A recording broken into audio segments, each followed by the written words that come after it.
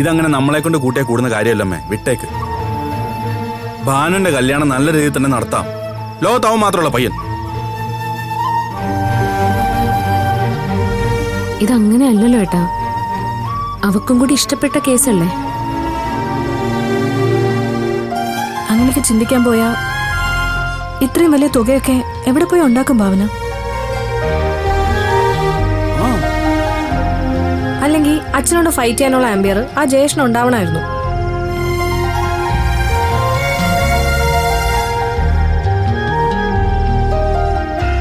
ഇവിടെ ഇപ്പോ ഉപമിക്കാൻ എനിക്കിപ്പോ അഭിയെ നമ്മുടെ മുന്നിലുള്ളൂ.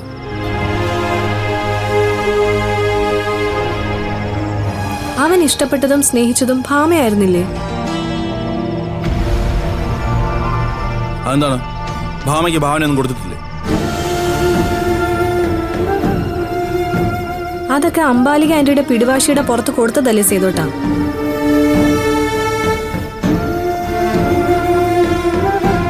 അല്ലാതെ അബിക്ക് അതിൽ പങ്കൊന്നും ഇല്ലല്ലോ. ഇവിടെ അതുപോലൊന്നും നടക്കത്തില്ല മായേ. മോഹനം പറയുന്നത് പോലെ കാര്യങ്ങൾ നടക്കത്തുള്ളൂ. അതിന്റെ ലക്ഷണങ്ങൾ നമ്മളിവിടെ കണ്ടതാണല്ലോ.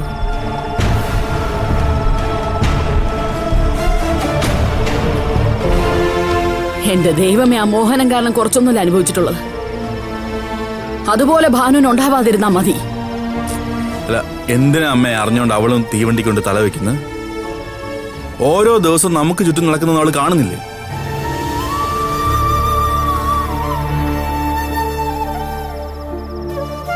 അല്ല, നീ ഇപ്പൊ എന്ത് തീരുമാനിച്ചു ഭാവനെ? ഇവിടെ എനിക്കായിട്ട് മാത്രം ഒരു തീരുമാനം എടുക്കാൻ പറ്റില്ലല്ലോ ഏട്ടാ.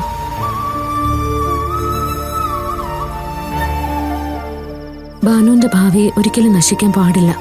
എനിക്കത്രേ ഉള്ളൂ.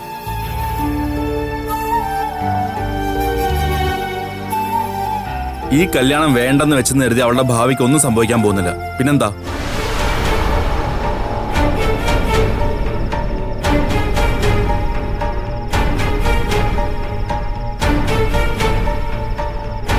വെറുതെ എന്തിനാണ് ഈ രക്തബന്ധങ്ങൾ ഇങ്ങനെ അകലുന്നതെന്ന് വിചാരിച്ചിട്ടാണ് ഞാൻ ഈ ആലോചനയ്ക്കൊപ്പം നിന്ന് തന്നെ.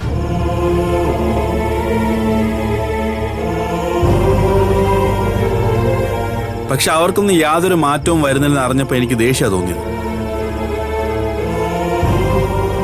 വെറുതെ ഒരു പ്രശ്നം വേണ്ടെന്ന് കരുതിയിട്ടാണ് ഞാൻ അധികം ഒന്നും സംസാരിക്കാത്തത്.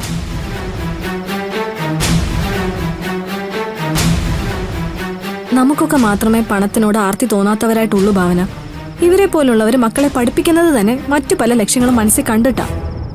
ഇവിടെ ചെയ്യേണ്ട എന്താണെന്നറിയാമേ? ഇനി മേലിൽ ഭാനുവിനെ ശല്യം ചെയ്യില്ലെന്ന് പറഞ്ഞ് ആ ജയേഷിന്റെ 2 പൊട്ടിക്കണം.